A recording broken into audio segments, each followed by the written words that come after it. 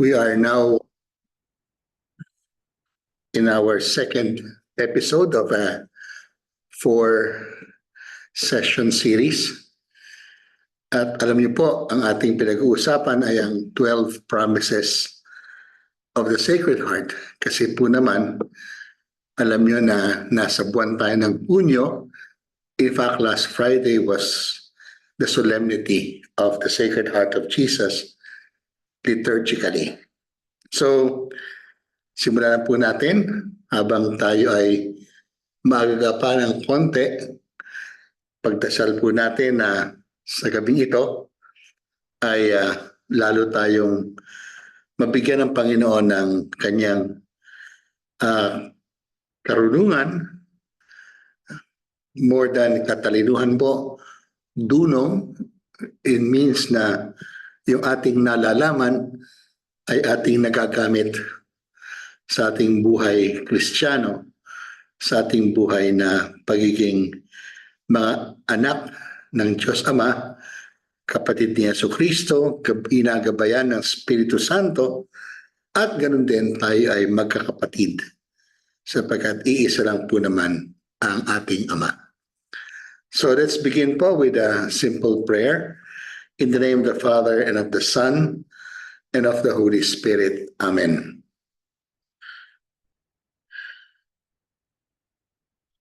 God our Father, you give us precious time that we personally appreciate as your gift. There is no greater commodity today in the world than to give time or make time specifically for you and your gospel.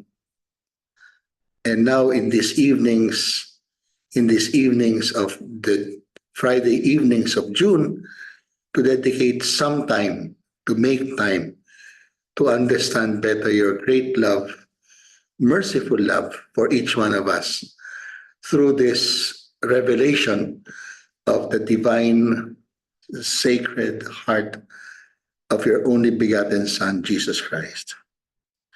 Grant that what we come to understand, learn, and reflect upon tonight may be translated into a living commitment, not only to love you with all our heart, but to love one another the way your Son Jesus loved us.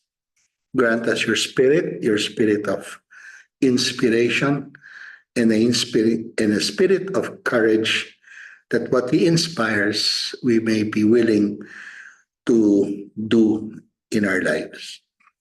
Glory be to the Father, and to the Son, and to the Holy Spirit, as it was in the beginning, is now, and ever shall be, world without end. Amen.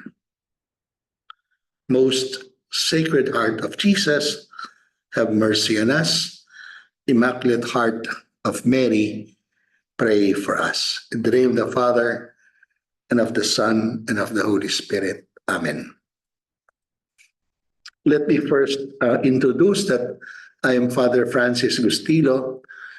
I am a professor of theology po dito sa Don Bosco School of Theology. To date, about nearly 41 years of existence since 1983, which happened to be pala a great jubilee of redemption kasi the Holy Father John Paul II, after surviving an assassination attempt, wanted to open the Holy Door. Every Pope would like to have an opening of the Holy Door by proclaiming a jubilee. And so he made a special jubilee of redemption, because in 1983, minus 33 years, that is the traditional lifespan of Jesus Christ from his birth, it was in 1983 minus 33, 1950th anniversary of the death of the Savior. If he lived, in the year 2000 was our 2000th anniversary of his birth. In 2033, in this coming 9 years, we can say that we could be fortunate to celebrate the 2000th anniversary of his death and resurrection. I think most of us here, if not everyone here, remembers the Jubilee year of 2000. How the Holy Father John Paul II prepared it 3 years before, 1997, Year of the Son, the Redeemer, 1998, Year of the Holy Spirit. And because of that, in the first year, Year of Baptism, second year, Year of Confirmation, and in the Year of the Father, 1999, was the year of reconciliation or mercy. So that the year 2000 was the year of the Blessed Trinity, harmony and love for one another. John Paul II, our Pope, gave us a beautiful 3-year preparation to celebrate the great Jubilee of the Incarnation. Now, we are. It's very possible, I wish I could be there still 9 years from now in 2033. So why not prepare our hearts to celebrate the resurrection, the 2000th anniversary of the resurrection of Jesus Christ? And these webinars are meant actually to sustain our faith in the Catholic religion so that we may be part of that great celebration of the resurrection of our Lord, which resurrection not everybody believes, but we believe, and somehow that faith makes a difference with our lives. Our choices, if we refer it to the resurrection, will be more, we could say, qualified. Parang mas nakatutok ang ating mga desisyon, ang ating mga choices tungo sa buhay na kabila, sa walang wakas na buhay. Okay, so let's begin po with the next 3 promises of the Lord. Alam niyo po na this is an arbitrary way of mine of putting them together. There are 12 promises. We make 3 at every episode, so we need to have 4 Fridays of June. Last week, 7, 14 today, 21 next week, and then 28 to culminate the month of June on a Friday. So itong sabi ko, parang arbitrary ko po itong ginawa. Namili po ako. Last week po, ang ating 12 promises reflected upon family life, sa pamumuhay pamilya. Pero this time, itong 3 gusto kong bigyan ng pansin, it's meant for a personal growth in the love of Jesus Christ, our relationship with Him. And of course, through the situations of our lives. And so our state of life, the choice we made, whether like me, I'm a priest and a religious, I belong to a congregation of priests and brothers, or many, many more, 99.99% are in the state of marriage. That is a state of holiness. So ito naman, after the family, I'd like to look at the more individual personal relationship with Jesus. Our basis, as we said last week, is the Aurietes Aquas. This is an encyclical of Pope Pius XII to commemorate the 100th anniversary of Pope Pius IX 1856 declaration to make the Sacred Heart devotion from simply a devotion of those who would like, particularly in the country of France, where it grew because of Saint Margaret Mary Alacoque, is from Paray-le-Monial of France. He made it universal, 1856. So 1956, Pope Pius XII made a 100th anniversary of this beautiful putting the devotion at a universal level, no longer at a local or national level of a country. The Hauriates Aquas come from a biblical text coming from Isaiah 12, verse 3. You will draw waters from the spring of salvation. Pero naging New Testament yan, although it's still a prediction of Isaiah 55 from his heart. Yun ang importante. I think from chapter 12 of that book of the prophet to chapter 5, there's a differentiation. This time, he indicated from his heart shall flow the streams of living water. Of course, it indicated now to us in our Christian history, Jesus Christ. In fact, Jesus would use this in chapter 7 of John's Gospel, verse 38. Let anyone who believes in me come and drink. From his heart shall spring forth living waters. Now, that happened actually, no? They will look at him whom they have pierced when blood and water came from his pierced heart, pierced side. So in verse 39 of chapter 7 of what we just talked about, come and drink, he was speaking of the Spirit, which those who believe in him were still to receive. And that Spirit was given. The Spirit that is a living Spirit. Blood is life, water is life. And that is the gift of the death and resurrection of Jesus. Receive the Holy Spirit. According to John's Gospel in chapter 19, he bowed down and sent forth his Spirit to his disciples, his mother and the disciple he loved beneath the cross. So this is the fulfillment of the Old Testament, Isaiah chapter 12 and chapter 55. And Jesus said it, prefigured it in John chapter 7, and now it really happened in John chapter 19, verse 37. They will look to him, to the one whom they have pierced. From the book of Zechariah. Okay, now, in the Hauriates Aquas of Pope Pius XII, we have this text. The fathers of the church, because they were the witnesses of the events and commentaries and life story martyrdom of the first century Christianity.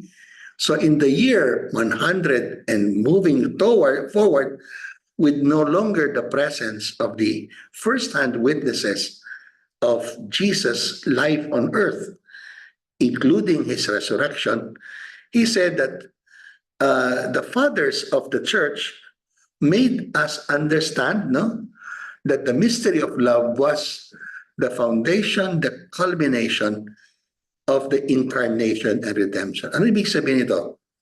Yung unang mga commentators without the eyewitnesses, first-hand witnesses of the human Jesus and his risen presence, when they already died in the first century of Christianity, in the second century, the fathers of the church made sure that it is love, the reason that the Son of God, the second person, became man, incarnation. And becoming man, that same mystery of love is why he died, as a way of the chosen way of the Father for our redemption. Who are the fathers of the church? Well, there are two sets of fathers of the church. Specifically, those who are called the Greek fathers of the church. In fact, the New Testament, the Gospels, the writings of Paul, and many others, all 27 books of them, are in Greek. And yet, they were part of the Roman Empire. And Rome spoke the lingua franca, they say. The spoken language was Latin. But the influence of Greece being closer to the Middle East. Here's the Middle East. There is Greece before you go to Rome. So the Greek fathers of the church were the first influential persons in the Catholic faith.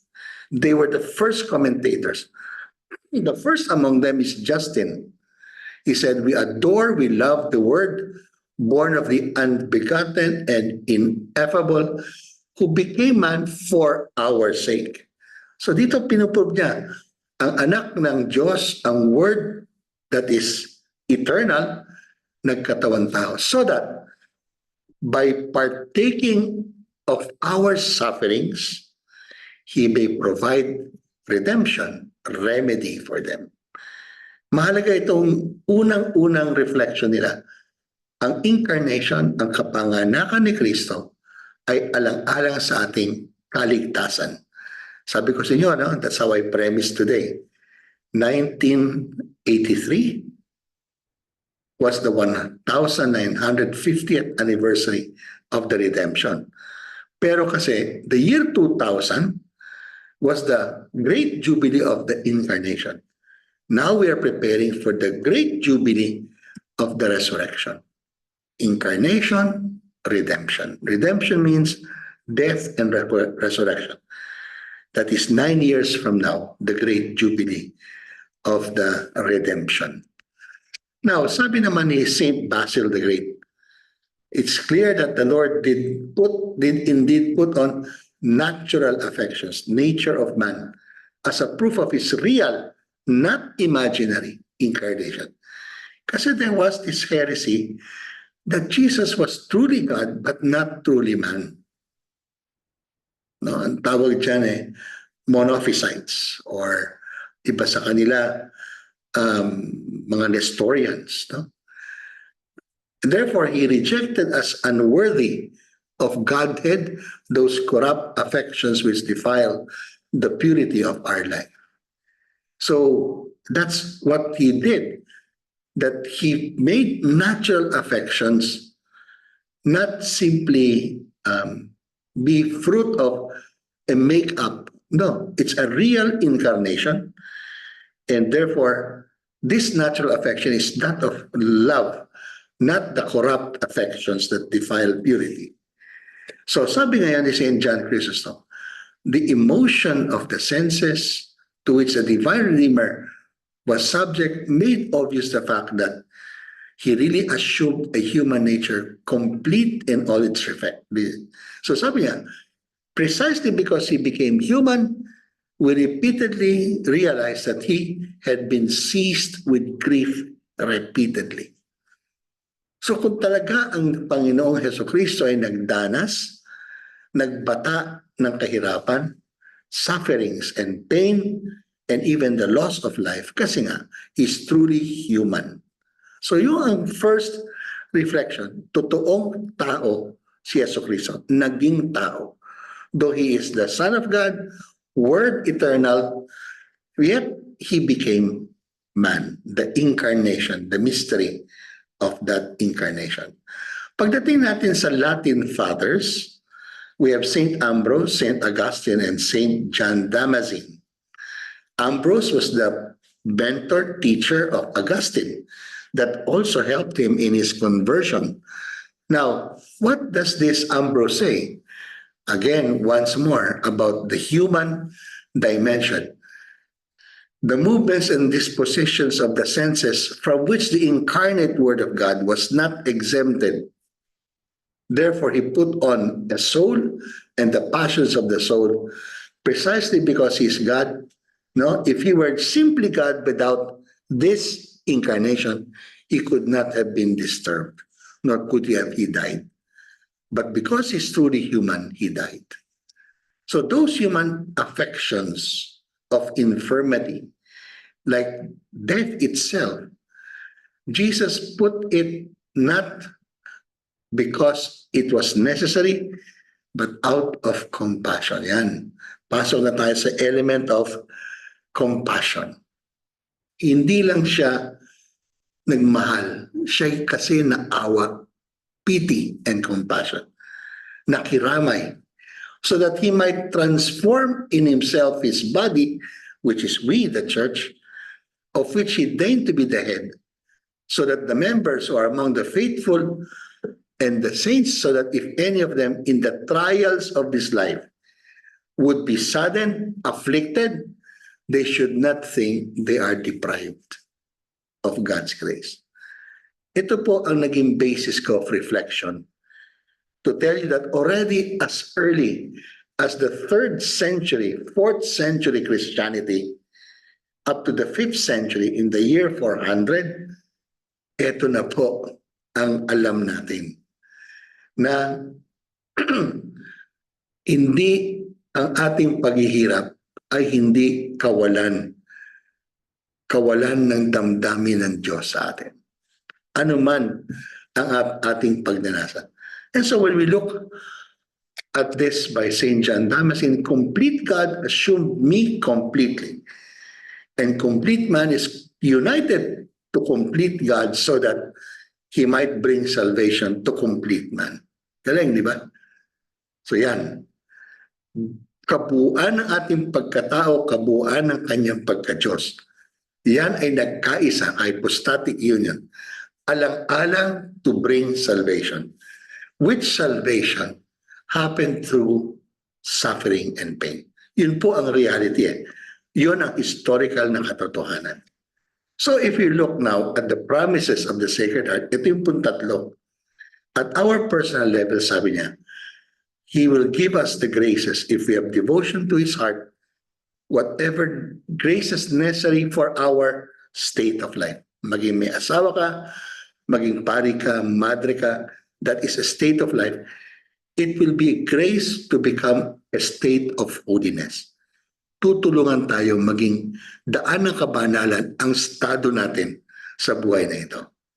And because of this, we will be comforted in our afflictions, di ba?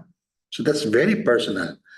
Tulong, grace for our by state of life. It will be a consolation for our moments of affliction and a secure refuge even in death. So abot po yun, no? Abot hanggang sa bingit ng kamatayan. Now, I asked one of my staff here in Don Bosco School of Theology, ang pangalan niya ay si May Santos Ferreros, na i-share niya sa akin ang kanyang naging parang pinagdaanan. Nagsimula siya, sabi niya, ano to state of life? Pag may devotion pala, God will assist in the state of life of a person. Ito nakikita niyo dyan, you can read na ang daddy niya was a real playboy. Meron daw 3 albums na pictures ng kanyang mga girlfriends, friends as plural, and many were beauty queens at that time. Nakakataka siya, even if the grandmother was very strict, he was known how to escape and meet his girlfriends outside the house. And yet, when he met Dao, the mother, the wife that is the mother of May, sabi niya, my dad left the old life. You know? Given this new state of life, marriage, bakit daw? Because both of them were devoted to the heart of Jesus. Sabi niya, as a man with the past, as a former playboy, my dad could have easily been tempted by so many women around him. But due to the devotion to the heart, it provided my dad with the necessary graces to be faithful to his state of life. Yan, ang daddy niyang former playboy at yan, kasal at tapat sa kanyang asawa. Now, we could say therefore with Aurelius Aquas, no, that ito nagpakatotoo when from my lips were drawn words breathing the most ardent love. When dito mismo kasi ang Diyos mismo si Jesucristo showed compassion to a weary crowd, to a Jerusalem that was not becoming faithful to its sumpaan, its covenant with the God of Israel. And sabi niya, Jesus felt so hard this situation of Jerusalem, Jerusalem. You that slay the prophets, stone them. Sabi niya, how often have I gathered you as my children like a hen gathers the chickens, but you would not. So there is this place in the Holy Land called Dominus Flevit, where the Lord wept for his city.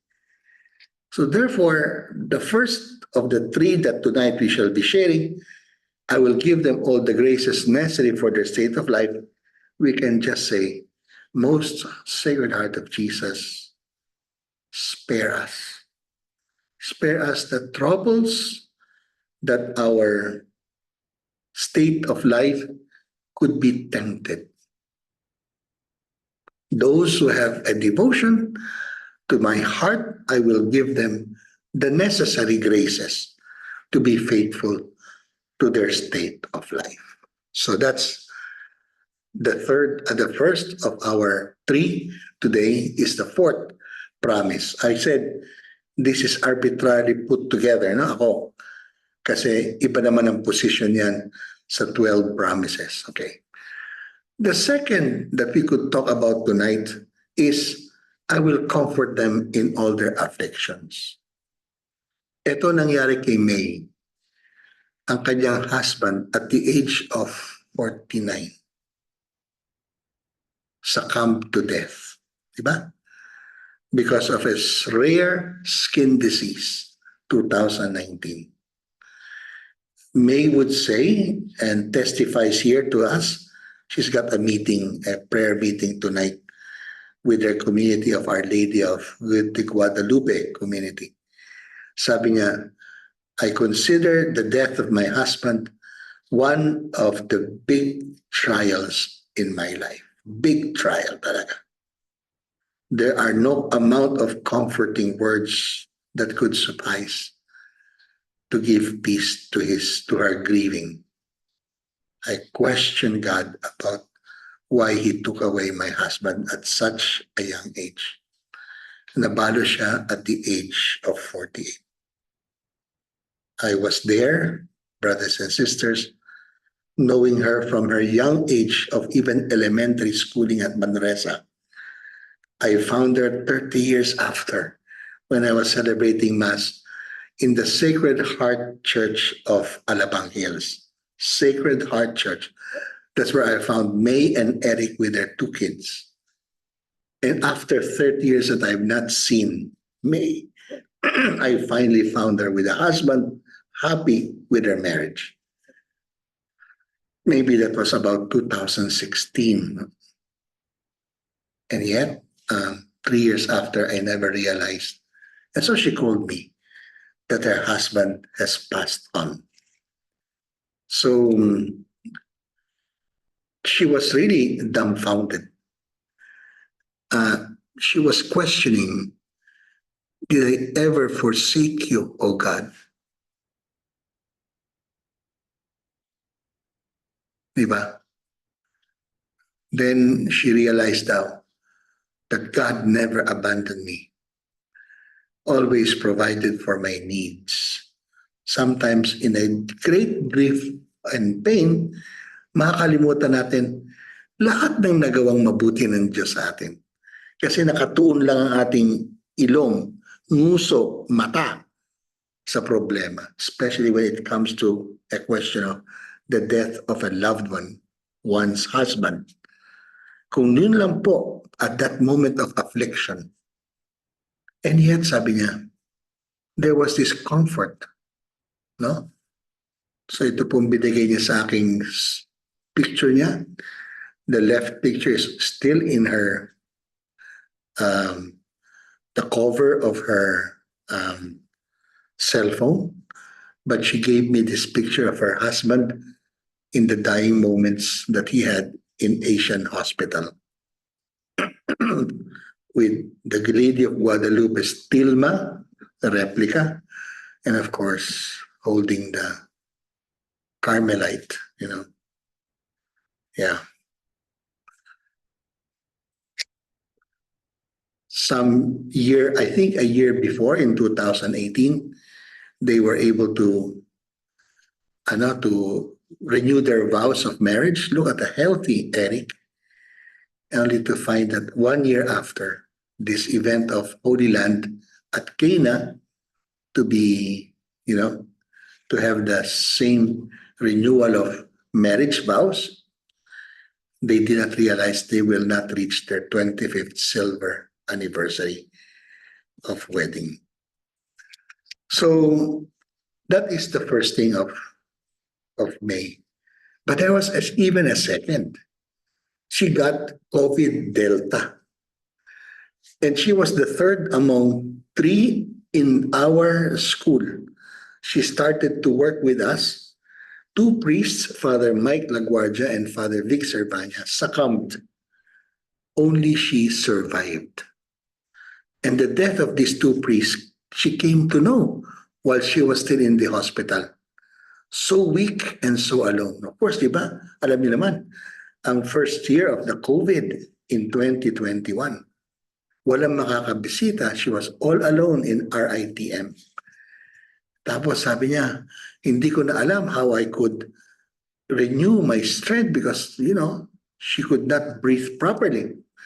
So in that moment, I could say that what sustained was the promise of the Sacred Heart that I will never be alone in my dire moments. And so therefore, in this condition, she took a picture of herself with an oxygen tank that she would never know when she would pass on. She just simply went beyond the doubts, but relied on the promise of the Sacred Heart of comfort. Most Sacred Heart of Jesus, graciously hear us. And her third testimony now is about securing this refuge in life, but also even in death. So the husband and wife, Eric and May, were going to First Friday masses. They would attend weekly prayer meetings. They tried their best to live out their life and pass it to their two children. So syempre, when the diagnosis was stage 3 of that, very rare Merkel skin cancer, sabi niya, I really felt the weight of that situation on the shoulders of her husband. Dumaan daw sila sa lahat ng stages when somehow you are declared with cancer. Denial, anger, until one accepts. Diba? So despite all the stress, worry, and anxieties, we did not even get angry at God. So how did he manage that situation of pain? Okay, especially knowing that he would be living behind his wife and two children. So did he question God? Did he feel afraid, worried about the family? If God would take him away? Sabi ni May, I really don't know. But what I know is that he maintained a quiet, calm composure. He joked, he drank beer, he lived his last days to the full, enjoying his friends until his last full month in the hospital, where he never left the hospital anymore.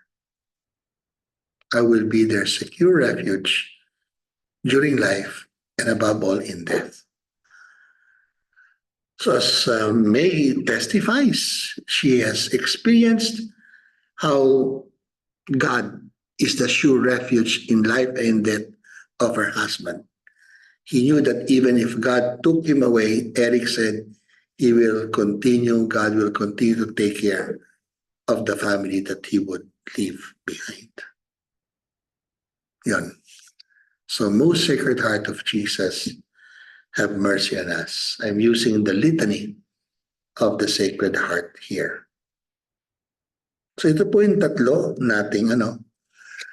Now, I'd like to share with you something very beautiful. There is this Spanish song, No Más Amor que el Tuyo, which even our national hero is known to have been a devotee of the Sacred Heart because he studied in the Ateneo de Manila, the Jesuit school where the devotion to the Sacred Heart has been very well propagated by our Jesuit brothers and fathers. And this author said that even Cardinal Sin cried when this song was sung or played during the funeral of Ninoy Aquino.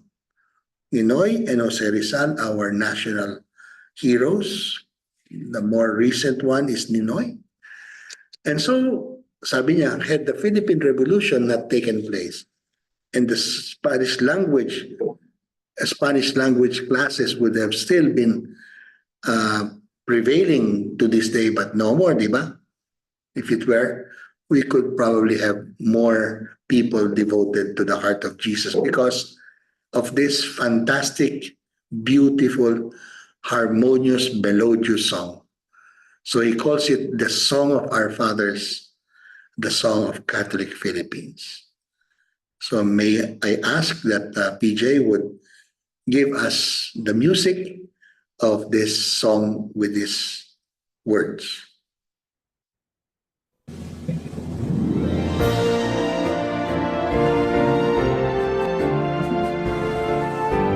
Manuel Bernabé, lyrics, music by Simeon Rosario. Más amor que el tuyo, oh corazón divino, el pueblo filipino te da su corazón en templos y en hogares, te invoque nuestra lengua, tú reinarás sin mengua de París hasta Honor, a tiempo que esperamos tu imperio en el oriente, la fe de Filipinas es como el sol ardiente, como la roca firme, inmensa como el mar. La iniquidad no puede ser de estas islas dueñas, quedará en nuestros montes tu celestial enseña, las puertas del infierno no prevalecerán. No más amor que el tuyo, oh corazón divino.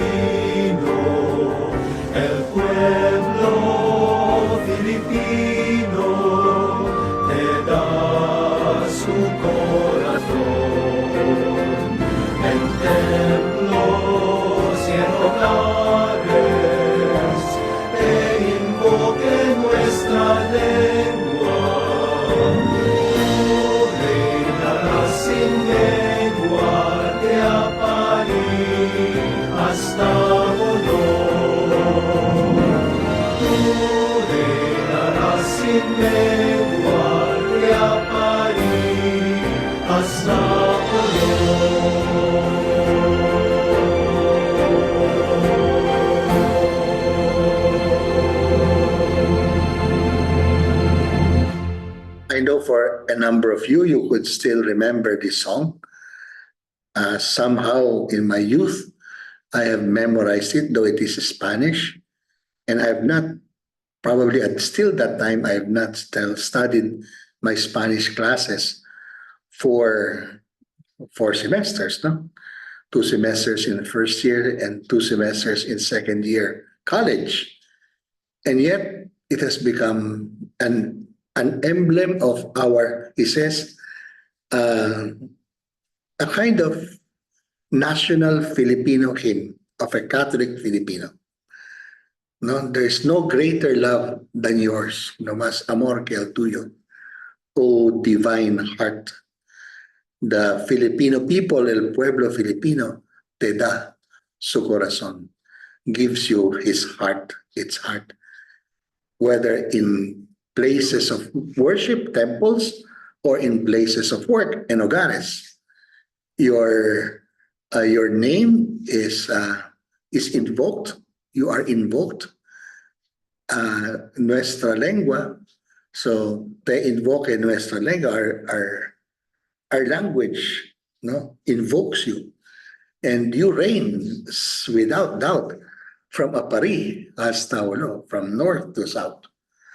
So you give time that we hope that your kingdom in the Orient, no, would come, di ba? Parang alam naman natin, we were the only Catholic nation at that time in the East, in Asia. La fe de Filipinas es como el sol ardiente. See? It was like a burning sun, like a strong rock, no? Immense as the seas.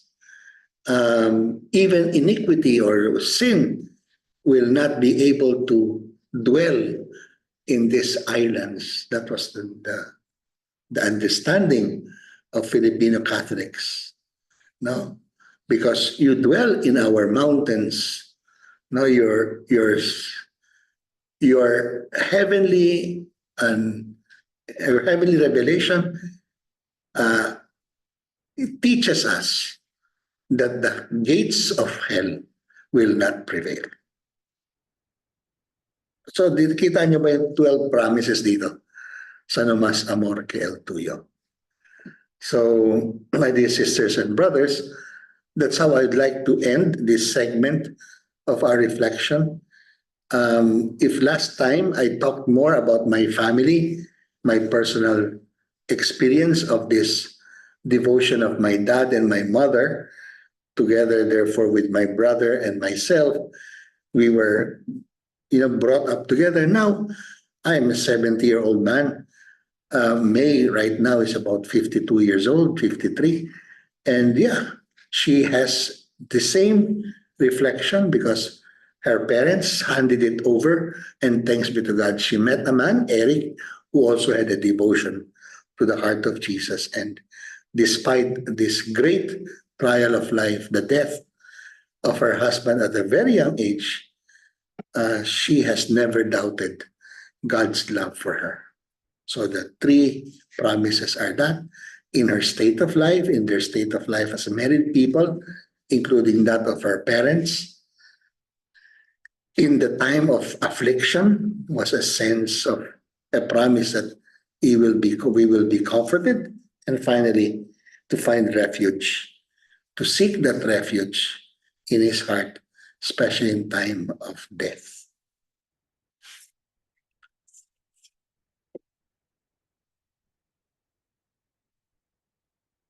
Okay, so I'd like to share with you this reflection, and I could see that there are already some comments. Oh, there's somebody from Papua New Guinea. Thank you so much. You're ahead of us by nearly 2 hours, or maybe even 2 hours, even from Tarlac. Missionary Families of Christ. And so since she was 6 years old, sabi ni Mayet, she was taught by the Jesuit Spanish priests na kanilang pura paroko. So it is my mother's favorite song, Maria Pasensya Umali. Anyone would like to share about what I have just dealt about the 3 promises? We have completed 6 promises now po of the Sacred Heart of Jesus. Anyone would like to share or put a comment, a question if you want? I hope I could answer it. If I cannot answer, then maybe next week we can do something about it. You might want to raise your hand if you are present. Oh, there's Mayet Carvajal from Papua New Guinea with her. Oh, Rusty De Luna from Hamburg. Hamburg ka ba? Are you from Hamburg or ano? In Germany, di ba? Rusty? Yeah. My mother cries every time she sings this song. The Agustinian Recollect Sisters, AR. Diyan niya natutunan yan. Siyempre. No?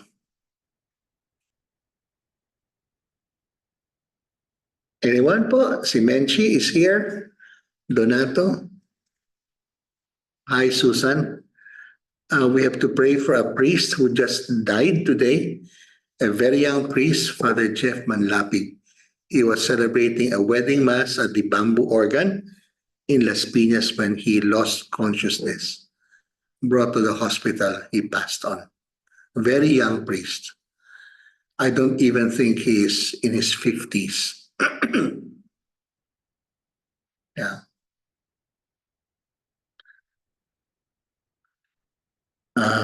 Whatever happened in our life, we should not give up our faith.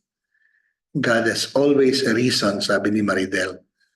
For everything, He knows we can handle. Tama yan, Maridel. Ano man ang ating pagdadaanan sa buhay ay alam ng Diyos, makakaya natin sapagkat kasama siya. Sa ano bang ating pinagdadaanan? Yes. Tama pa rin ako, Rusty. You are from Hamburg. Anyone po? It's just about 8:15 or 8:17. We have some 13 minutes. Meron ba sa inyo na nagkaroon? Ay, sabi dito, sorry, ni Irene, I often attend the First Friday Mass, but never intentional as a devotion to the heart. We also have our Holy Hour included in devotion. Ngayon, sabi niya, now naintindihan niya how I missed a very significant part. Welcome po for being given this opportunity to give you enlightenment, Irene. What particular book about the Sacred Heart of Jesus?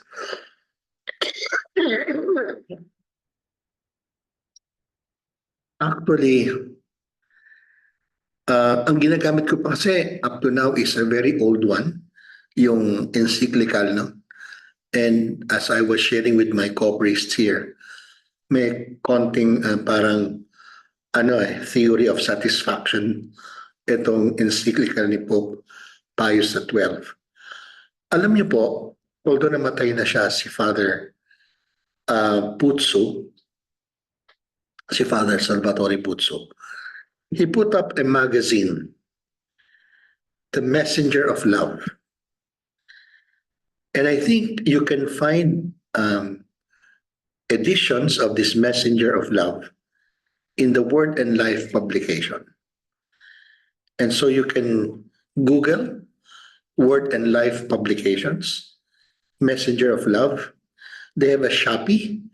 You can buy several editions of past, we could say, publications. I think it was coming out, I'm not too sure if it is twice or thrice or even 4 times a year. And I know for one that there are many persons who are writing in that publication. It ran for something like maybe even 15 years. And one of those who really wrote about this Sacred Heart devotion is a Jesuit by the name of Father Catalino Arevalo. Father Putsu always asked for his assistance to write something about the heart of Jesus. I remember very well, and I was very much part of it, because there was a congress in PICC, the Congress of the Twin Hearts. Dati tinatawag the Twin Hearts. Now it's better called the Two Hearts of Jesus and Mary. You know, in the time of Cardinal Sin, he was very much in the Marian thing, no? In 1985, nagkaroon tayo ng Marian, National Marian Year. And you know, the fruit of that National Marian Year was we ended up with a fantastic mass. I was there myself as a young priest at the Luneta, where there were 2 million people. And I think that's when Marcos spoke about parang snap elections. In 86 February 25, we were able to get back a democratic government from a martial law government. And so from that Marian National, what was it commemorating? The 2000th anniversary of Mary's birth. She was 15 years old when she conceived the Son of God. So 15 years, 85 plus 15 years is year 2000, the Great Jubilee. But after that came the heart of Jesus with the heart of Mary. And I remember very well that the main proponent of that Congress with Cardinal Sin is Father Catalino Arevalo.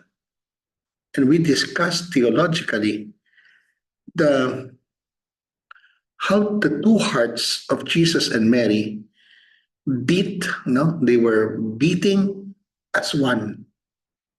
Because they say, even physically, when Jesus was conceived, the heart of his mother was transmitting to his tiny heart this, we could say, mantra of Mary, that it be done to me according to your word.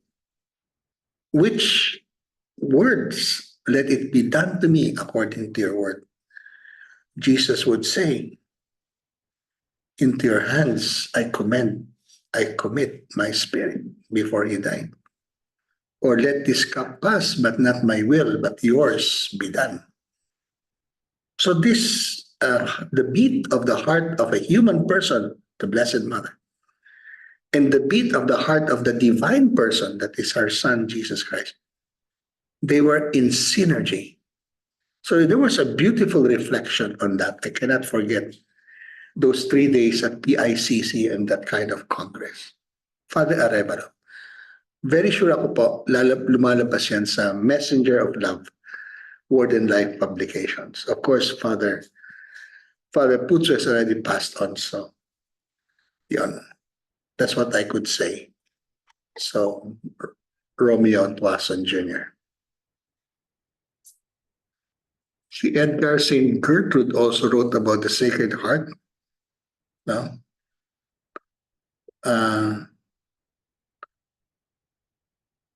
Magdasal sa Sacred Heart, sabi ng Mother ni Maria Pasensya. Yeah. A book by Eloisa Caluwag, Ancient Devotions to the Sacred Heart of Jesus by Carthusian Monks. Wow, ang tagal na yan. Wow. 14th, 17th century. Remember that the Sacred Heart of Jesus was already celebrated, no? Even today, without a dogma. No? Although it received, we could call it a strong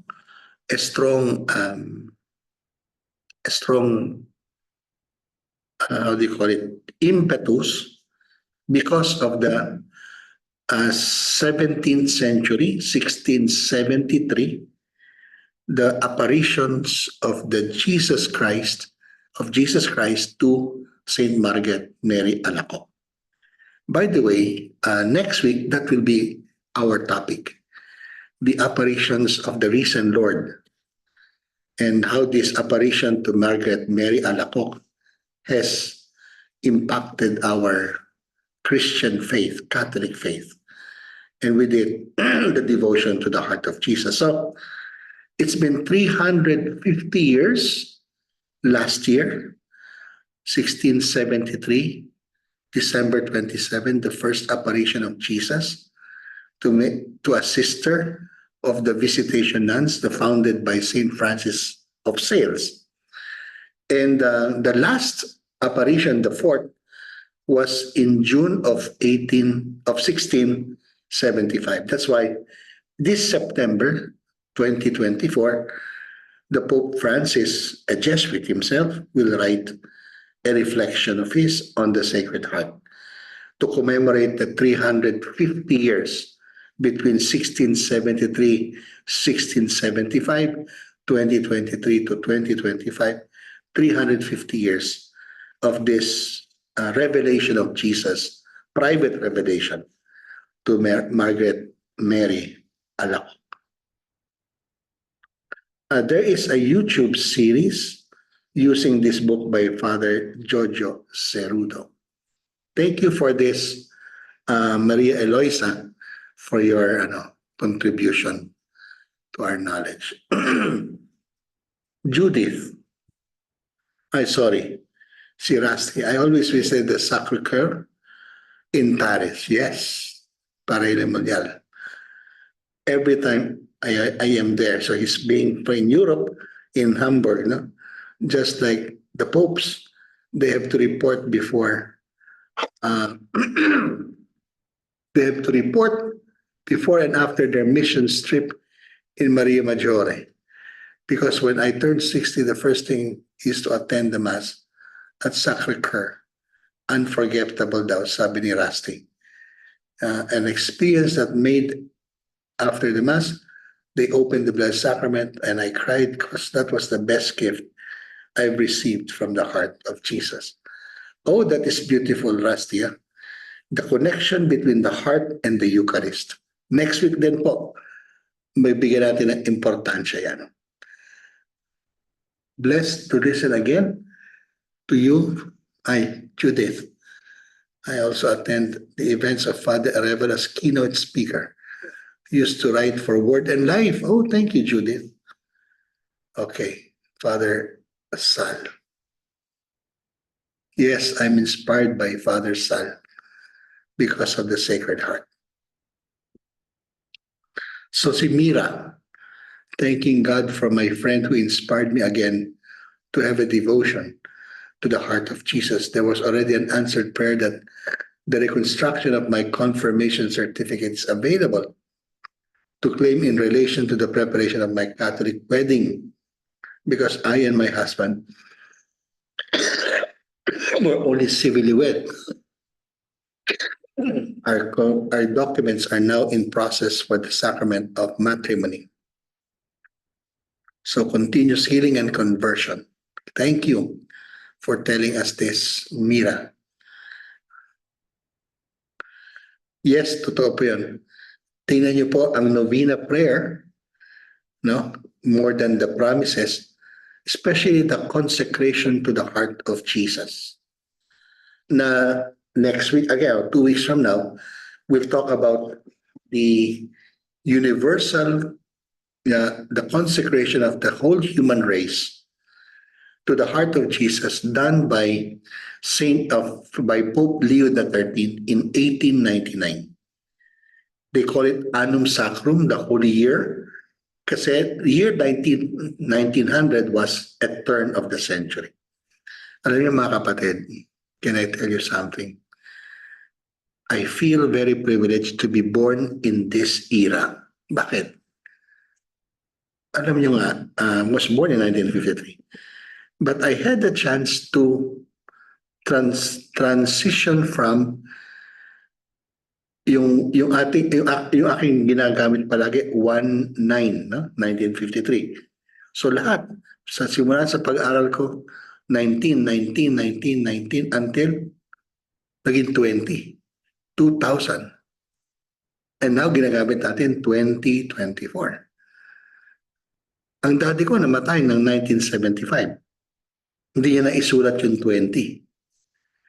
Nagkaroon tayo hindi ng change of century, change of millennium. Now, in this change of millennium, imagine, we have celebrated the 2000th anniversary of the Lord's incarnation, birth. Kung papalarin po tayo, 2033, the 2000th anniversary of His death and resurrection. By that time, I'm 80 years old. I think there's still, hopefully, God gives me that grace.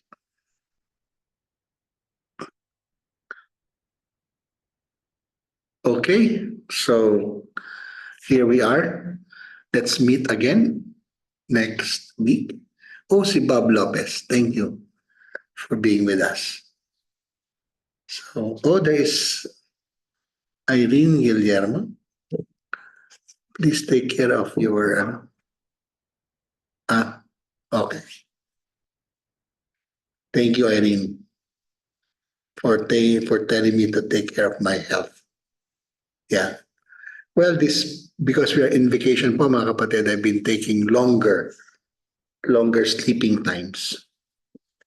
I try to get as much as 8 hours a day ngayon. So, kagabi po, I had 10 hours. So, nakagising ako ng 7:30 para, well, I had my mass with my staff here before lunch and so forth. Okay? So, see you next week. Thank you so much, everybody. Glory be to the Father, and to the Son, and to the Holy Spirit, as it was in the beginning, is now, and ever shall be, world without end. Amen. And may the Lord bless you all, the Father, and the Son, and the Holy Spirit. Amen. God bless po. Maraming salamat sa inyong lahat. Father. Thank you po. Thank you. God bless you. God bless you. Thank Thank you. Bye, Father. Bye-bye, Bye-bye. Bye-bye. Is that Johan? Salamat. Thank you po. Johan? Hello, everyone. Hello, Father. God